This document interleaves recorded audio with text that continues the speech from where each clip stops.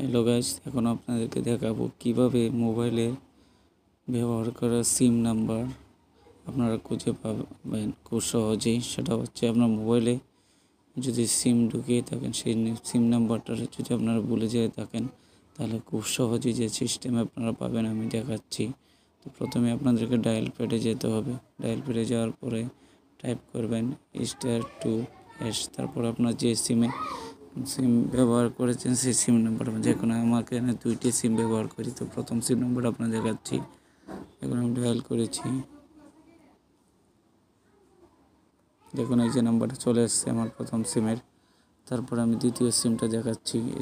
একই সিস্টেমে আপনি যে কোনো সিম নাম্বার পেতে পারবেন খুব সহজেই। দেখুন এখন আমি 2 নাম্বার সিমের সিম নাম্বারটা বের করছি। এই যে দেখুন আমার এটা চলে আসছে। তো আপনারা ইচ্ছা করলে এইভাবে সবাই আপনার সিম নাম্বারটা পেয়ে যাবেন খুব সহজেই। তো ভালো থাকবেন, আজ এখানে শেষ করছি। যদি আমার ভিডিওটা আপনাদের ভালো লাগে থাকে প্লিজ চ্যানেলটা সাবস্ক্রাইব করবেন আরও নিত্য ভিডিও পাওয়ার জন্য। আসসালামু আলাইকুম।